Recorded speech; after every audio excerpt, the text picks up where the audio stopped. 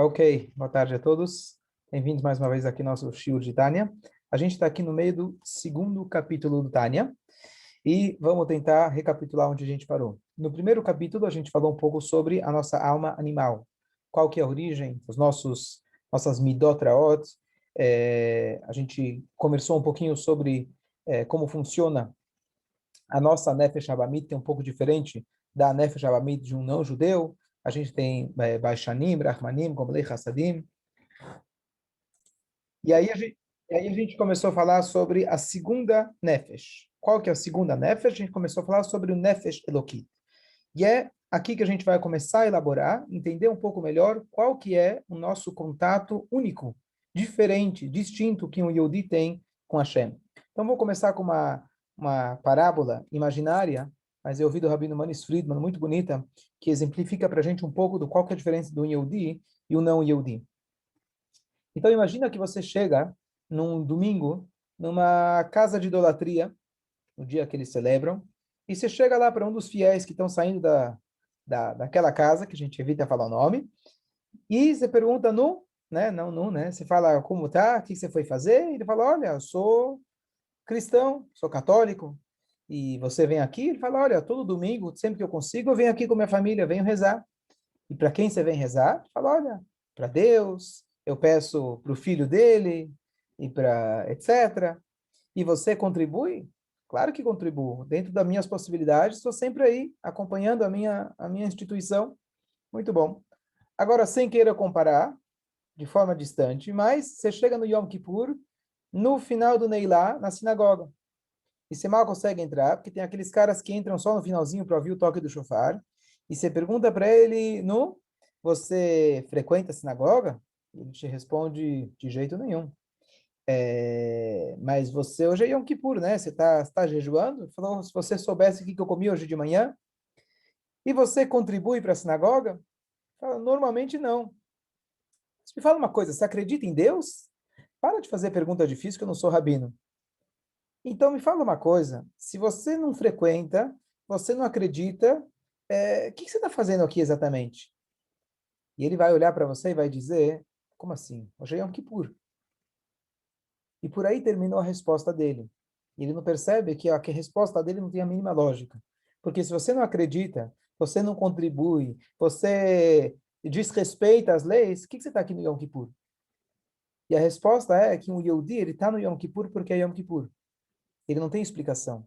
Ele tem uma parte dentro dele que puxa ele para o Yom Kippur, sem ele ter a ligação lógica ou algum tipo de nexo na cabeça dele. Simplesmente ele tem algo mais elevado dentro de si que puxa ele para isso. E essa Nekudá é uma Nekudá muito forte, que o Alter Rebbe vai mostrar para a gente de algumas formas, que um Yehudi ele tem um contato com Hashem inabalável. E isso vem do fato, como a gente começou a falar no Nefesh Elokit, que significa Chelek Elokam Imal Mamash. Nós temos literalmente uma parte de Hashem dentro da gente.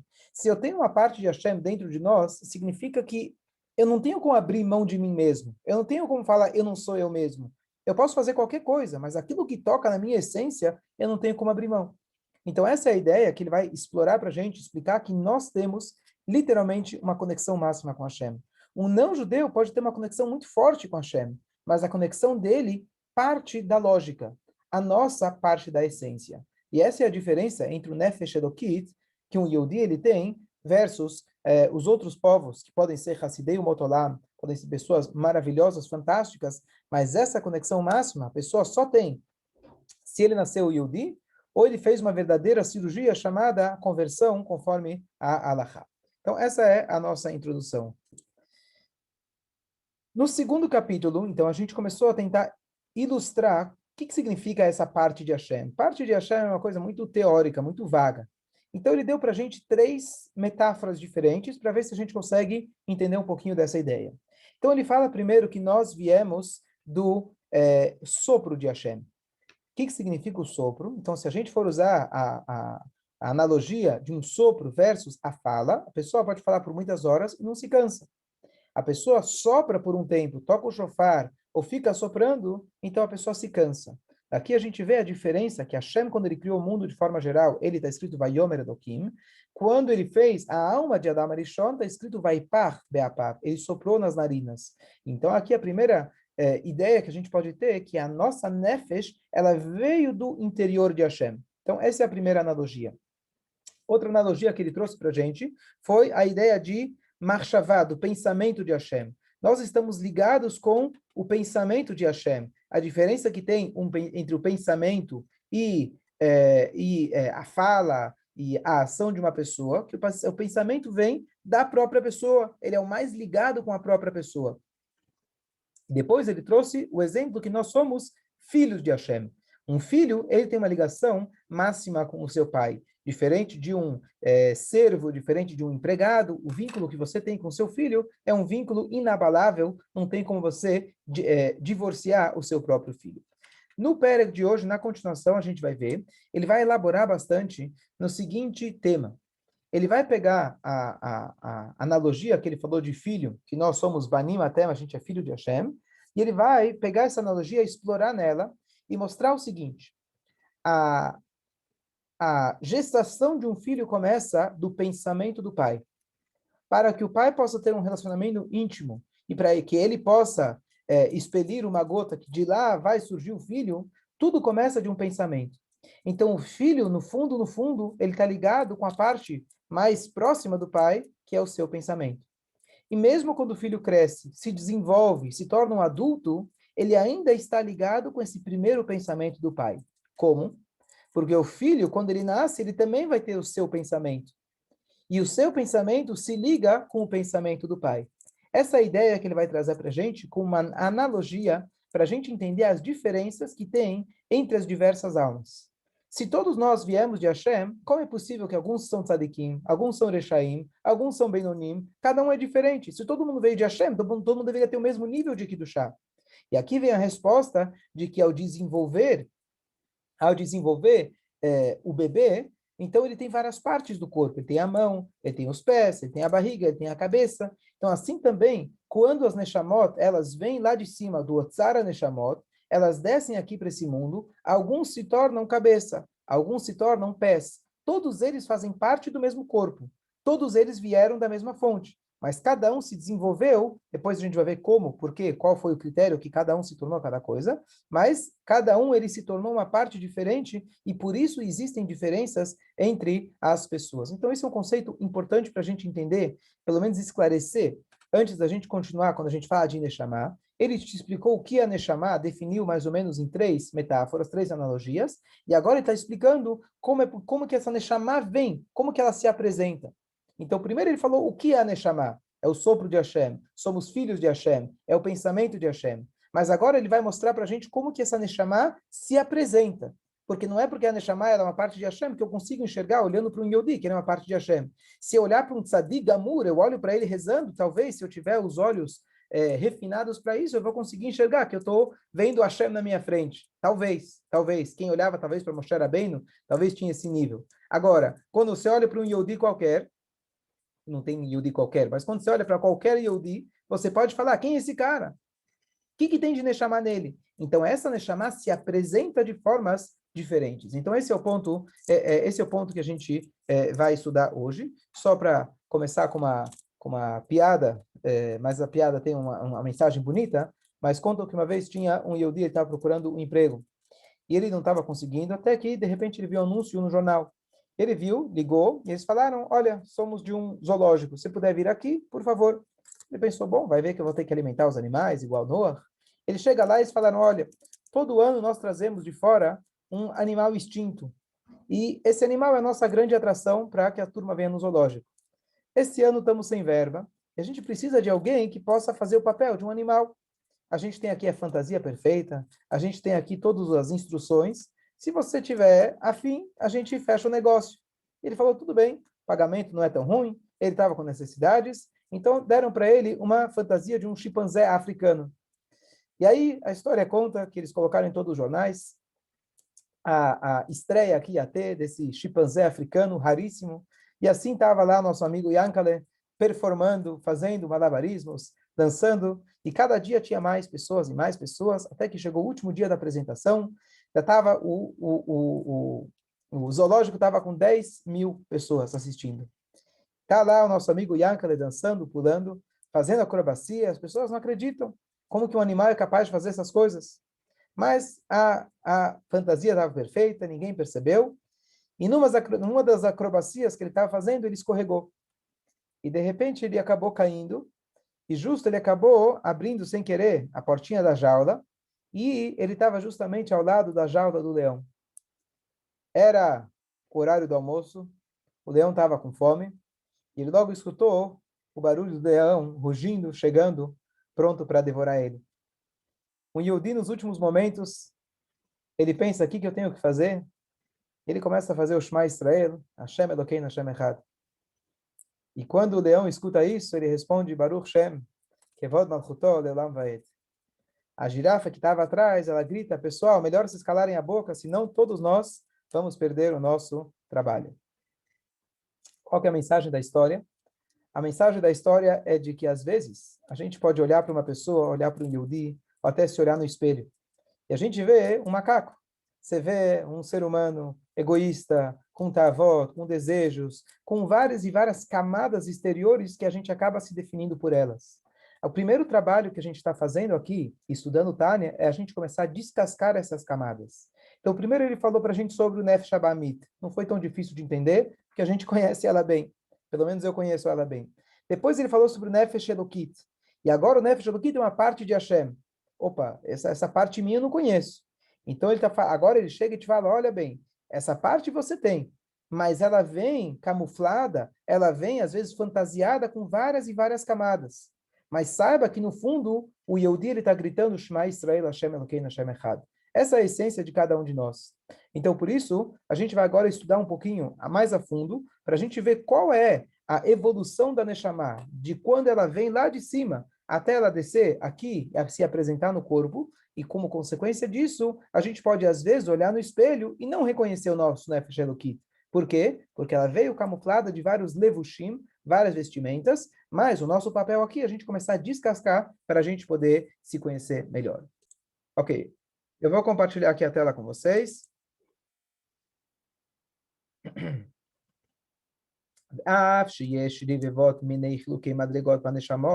Apesar que existem dezenas de milhares de tipos diferentes de níveis de Neshamot, Gavoa, Mel Gavoa Lein Ketz, uma mais alta que a outra infinitamente. Por exemplo, como Godel Malat Nishmot Avot Moshe Rabbeinu, Aleim Shalom, Al Nishmot Roteinu Ededik Vemeshicha. Quem pode comparar a Neshama de Moshe Rabbeinu ou de Avraham, Yitzhak e Yaakov com as nossas Neshamot? As Neshamot que são chamadas da geração do calcanhar de Mashiach, que significa que a gente está no nível mais baixo. O calcanhar é a parte do corpo menos sensível, mais dura. Que a nossa Neshama pode ser comparada a um calcanhar perto da Neshama dos Avot e Moshe Rabbeinu, que são comparadas a um Mor e Arosh. Isso é uma retrospectiva de milênios. Mas vamos pegar agora dentro da nossa própria geração.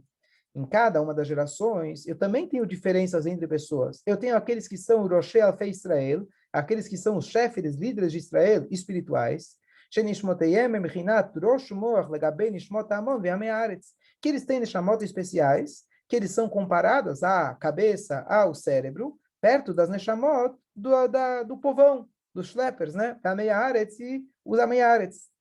Vechen nefashot de gabei nefashot.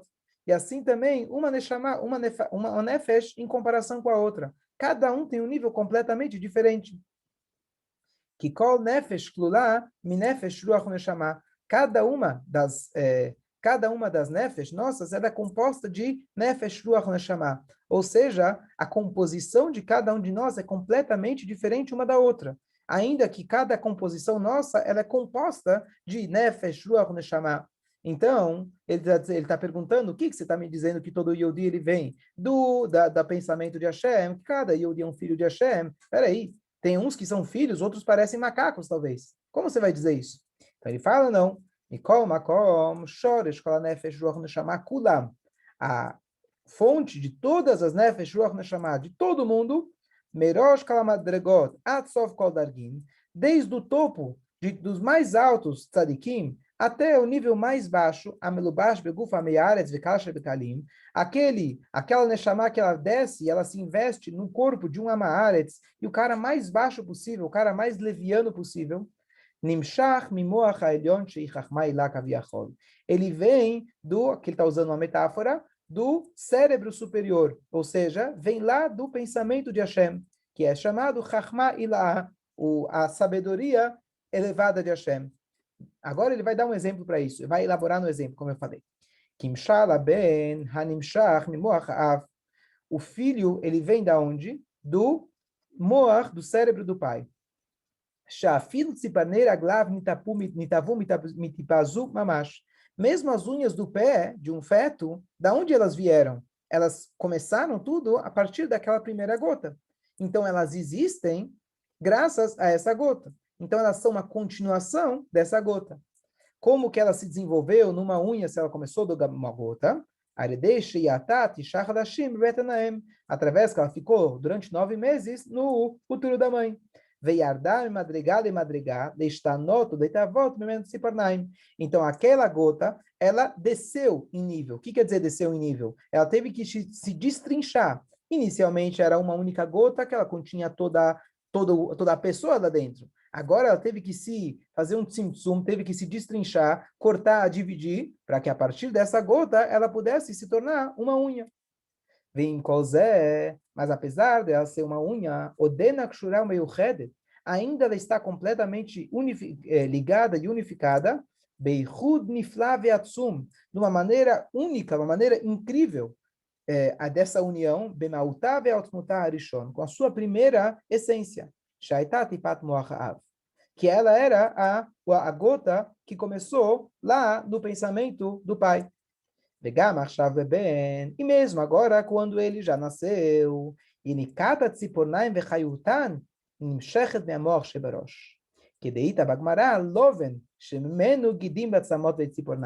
aqui ele vem falar um ponto importante, que mesmo a unha, depois que ela nasceu, ela ainda, da onde a unha recebe a sua vitalidade? A gente sabe, né, pelos estudos científicos, que o nosso cérebro domina, ele comanda todo o nosso corpo. Aqui ele está dizendo não só que domina a existência da unha, até mesmo da unha, o cabelo, que são, ou seja, as partes que menos vitalidade têm, da onde que eles têm essa vitalidade? Da onde eles continuam existindo? Do cérebro da própria pessoa.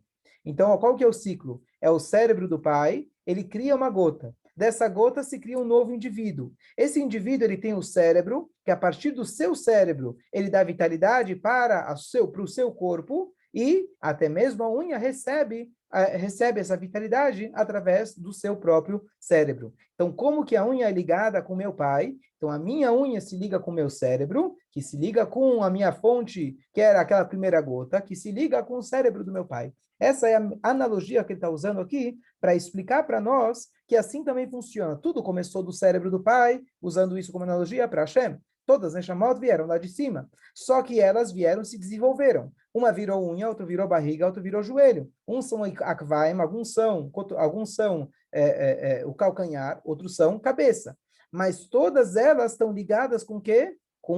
Vieram lá da mesma essência. E mais ainda, aqui é o Hidush que ele vai falar nesse capítulo, que é super importante, para entender quem são os tzadikim e qual é o papel dos tzadikim, da mesma maneira que a unha, ela se liga com o moach, com o meu moach, para poder voltar à sua gota original e se conectar com meu pai, as neshamot mais baixas, elas precisam estar ligadas com os tzadikim, porque através dos tzadikim, que são considerados os moach, a pessoa volta, ela volta à sua origem, que seria o moach do pai. Ou seja, os tzadikim seriam como se fosse a ponte de passagem para a gente se conectar com Hashem. Agora, deixar bem claro, que todo mundo gosta de entender isso muito bem, o que significa, qual é esse papel do tzadikim.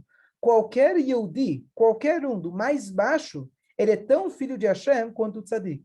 Ele veio da mesma gota quanto o tzadik. Tal como o moach, ele veio da gota, e a unha veio da gota. Só que, para que a unha possa ter hayut e continuar vivendo, continuar crescendo, ela precisa estar conectada com o moach. Se Deus nos livre, alguém tem um AVC, A pessoa tem alguma paralisia, Chas v'Shalom, porque ela não está conectada com o Moach.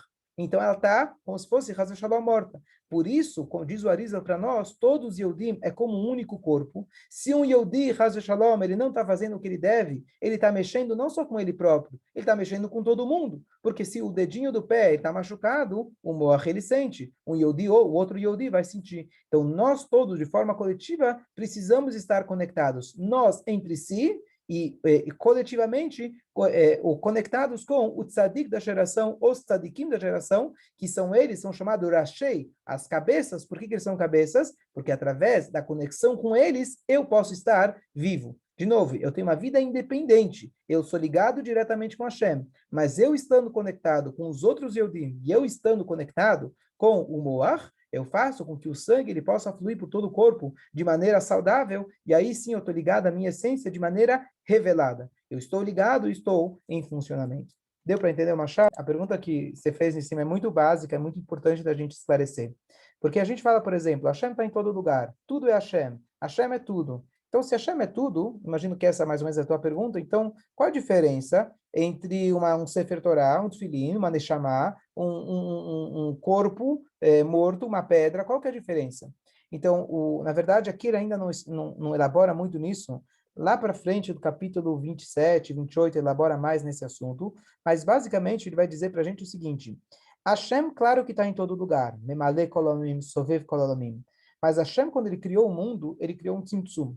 A ideia do Tzimtzum significa que tem um lugar onde ele está revelado e um lugar onde ele não está revelado. E dentro do não revelado, tem vários e vários níveis. Então, quando a gente fala, por exemplo, alguma coisa que ele é contra a vontade de Hashem, vamos pegar o corpo de um Hazir, né? Então, a força, a vitalidade de Hashem revelada que tem nele é muito pequena.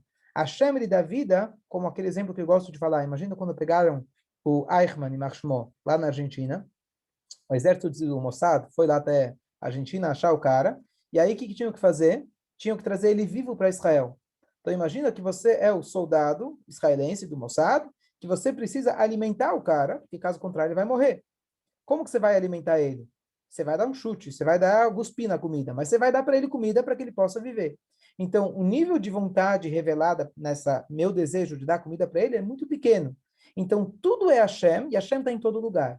Mas o nível de revelação tem lugares que ele está completamente revelado. Então, quando o Yehudi faz uma mitzvah, se ele faz a mitzvah de maneira lishma, por exemplo, totalmente transparente do seu ego, então o Yehudi naquele momento se torna um vínculo revelado de Hashem aqui nesse mundo. Então todo o inyan que a gente tem que fazer é revelar Hashem aqui nesse mundo. Quando a gente diz que nós temos uma neshama, um nefesh elokit mamash, significa que dentro de todo o Yehudi a gente precisa revelar isso, mas a gente tem o potencial de revelar mamash Hashem dentro da gente. Uma pedra, por mais que você vai fazer com ela, só se você colocar ela talvez no Beit HaMikdash, e nem assim ela não é um ser animado que ele vai poder literalmente revelar Hashem. Nós temos esse potencial que através de Torah Mitzvot, nós estamos revelando e trazendo Hashem Mamash aqui para esse mundo, de forma revelada. Eu ainda não enxergo, porque a gente não está pronto para isso. Mas chegar, a gente vai enxergar como que nós, Yodim, somos capazes de trazer essa revelação. Mas aí está toda a diferença. A diferença é, Hashem está em todo lugar, mas tem lugares onde Hashem ele permite a revelação, e esse lugar, desses lugares mais importantes é o Nefesh Elokid Yehudi, Hashem reside lá 100%. Não sei se essa foi exatamente a pergunta, me fala se esclareceu. Então, usando esse pensamento, agora que a gente esclareceu um pouco mais, então existe uma diferença entre os Yehudim. Peraí, se todo mundo tem o Helek Eloká, nós temos esse Eloká, eu não vou dizer que é um potencial, porque potencial diz, é como se fala, quando chega uma criança e fala, olha, ele tem um muito bom potencial. É a maneira de você falar que ele é uma porcaria, tem potencial, talvez um dia de virar alguma coisa, um jeito bonito de falar que ele é ruim. Então, potencial, às vezes, acaba tendo uma conotação errada. Todo Yehudi tem, literalmente, dentro de si, um Helek Eloká, e ele tem agora a chance, ao longo da sua vida, de revelar esse Helek Eloká. Ok, fica à vontade. Então, o que acontece? Alguns já nascem com esse potencial, com essa presença mais desenvolvida. Pega um tzadik, por exemplo. Pega uma pessoa que ele tem facilidade em fazer Torah Mitzvot. E tem pessoas que nascem com isso muito mais profundo. Tem aquele cara que ele nasceu e ele é completamente contra, conscientemente, de servir a Hashem. E ele não quer servir a Hashem, ele é um Rasha Gamur. Tá certo? Mas isso não compromete a sua identidade verdadeira que ele tem esse kesher com Hashem. Vamos continuar aqui a leitura dentro.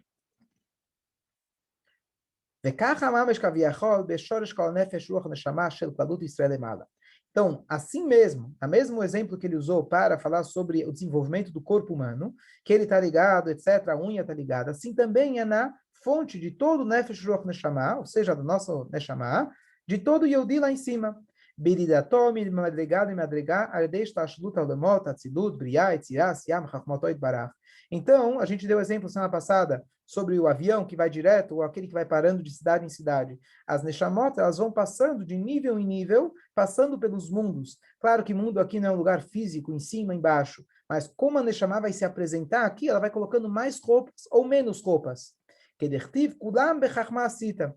Então, quando você lê esse passuk, sem a interpretação do Tânia, o que significa? Deus fez tudo com sabedoria. Ótimo, esse mundo é maravilhoso, foi tudo feito minuciosamente. Aqui ele está dizendo, kulam, todos, se referindo às Neshamot, bechachma asita, desde a chachma, da Chokhmah de Hashem, que é o nível mais elevado, a Sita ele fez. Ou seja, mesmo aquele que está no nível mais baixo de Asiá, ele veio da onde? Da Chokhmah. Então aqui acho que é um bom exemplo para mostrar o que Hassidut faz. Hassidut pegou o mesmo passuk, já conhecido, Kulam e Chokhmah Sita, a gente fala todo dia, tudo foi feito com sabedoria, e aqui olha melhor as palavras, ele fala, Kulam, todos, Bechokhmah, com sabedoria, a Sita, foi feito. Ou seja, todos nós viemos do Chokhmah, que é o nível mais elevado de Hashem. Mesmo o Nefesh Ruach Neshama de um Amaaretz, uma pessoa de um nível rebaixado, ele veio do Chokhmah de Hashem. Veim Kozé, e mesmo que ela veio para um nível muito rebaixado,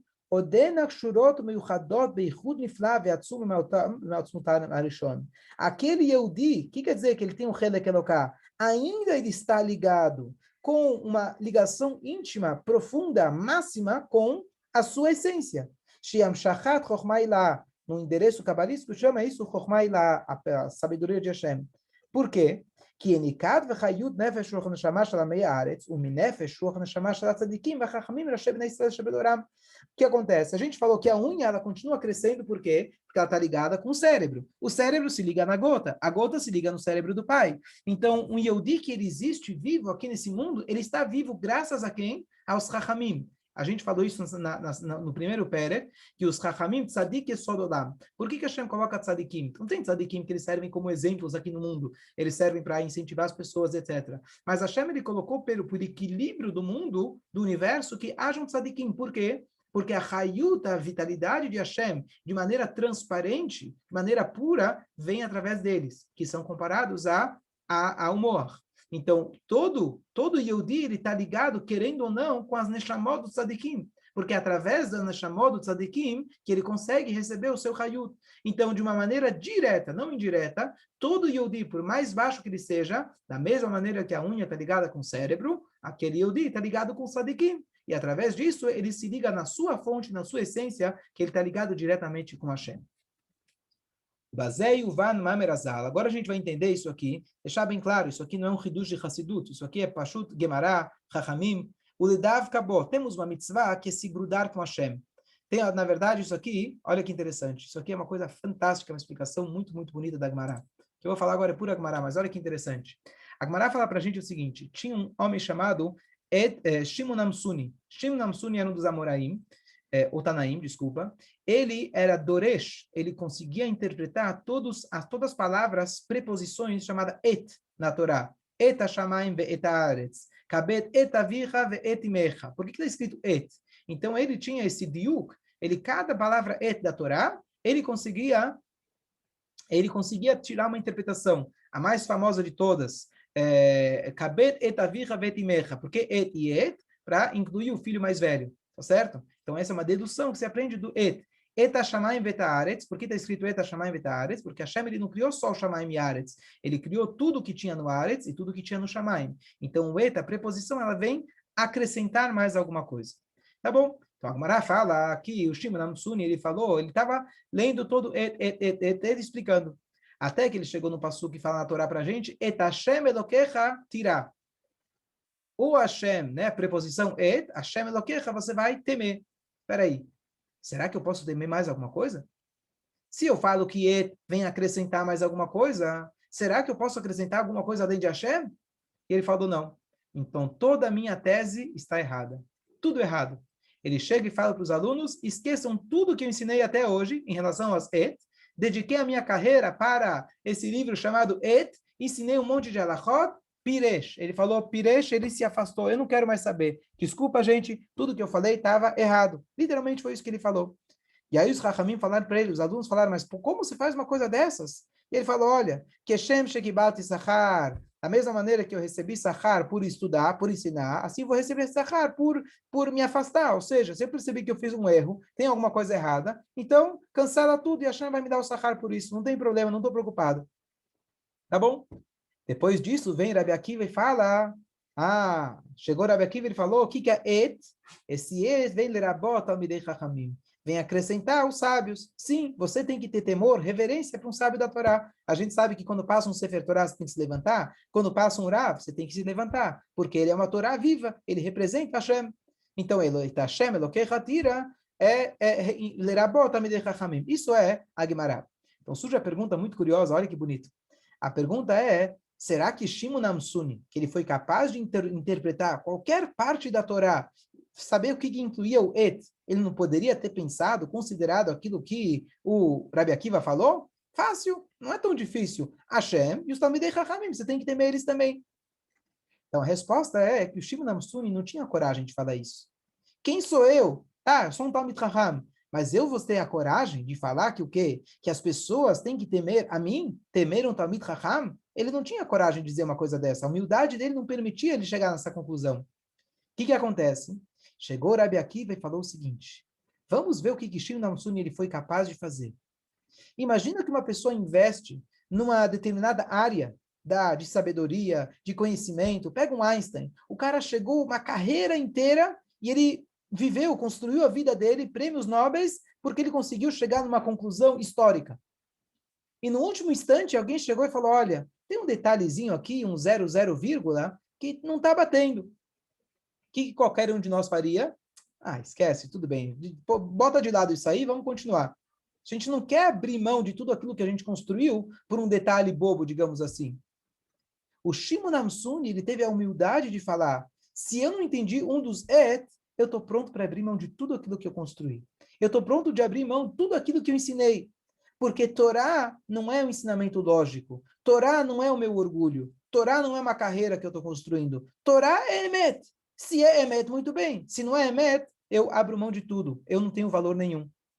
Quando Rabi Akiva falou isso, ele percebeu que um Chacham, ele é capaz de tamanha humildade, de abrir mão de tudo por um detalhe, por uma palavra que ele não teve como interpretar. Falou Rabi Akiva, aqui a gente pode dizer que os Chachamim sim merecem uma reverência como Hashem. Se o Chacham fosse uma pessoa orgulhosa por ele mesmo, então o que eu posso adorar um ser humano? Eu posso reverenciar um ser humano? Ele é um ser humano, sabe mais Torá do que eu, ele é mais inteligente, mas tudo bem, estamos na mesma. Agora que eu vi que um Talmid Chacham, ele tem tamanha bitul para Hashem, então, agora já tirei a conclusão, está muito claro. Eta Hashem Elokei Hatirá. Até mesmo Talmidei Chachamim, você deve também ter uma reverência muito grande, porque eles não estão aqui, eles são verdadeiro moar. Eles não desceram naquele tzimtzum que a gente falou, Atzidut, Briá e Tzirá, colocaram várias roupagens. Eles são emet puro. Se eles são emet puro, então nós devemos ter reverência a eles. Então daqui a gente aprende, diz Agmará, que a gente deve ler a bota Talmidei Chachamim, até os Dachal Talmidei Chachamim, nós devemos também sim ter o medo, ter a reverência por eles. Então, olha que interessante. Agora o Bazei, o Vamarazá, lá passou, diz para a gente, nós devemos nos grudar em Hashem. O que quer dizer grudar em Hashem? É muito vago. É colocar tefilim, é fazer Shema Israel? Aqui a Torá está te dando uma mitzvah, dafka bo. Shekol avek bitamid chacham, male alava katuv, keilu nidbak beshchinah mamash. A Gemara diz para a gente que quando a pessoa se liga, se gruda num Talmid Chacham, é literalmente como ele se liga na própria Shekhinah. Por quê? Agora que a gente entendeu já a mecânica do funcionamento da Neshama do Yehudi, fica mais claro. Quando uma pessoa se liga com o Talmid Chacham, não é que ele aprende mais Torá, não é isso.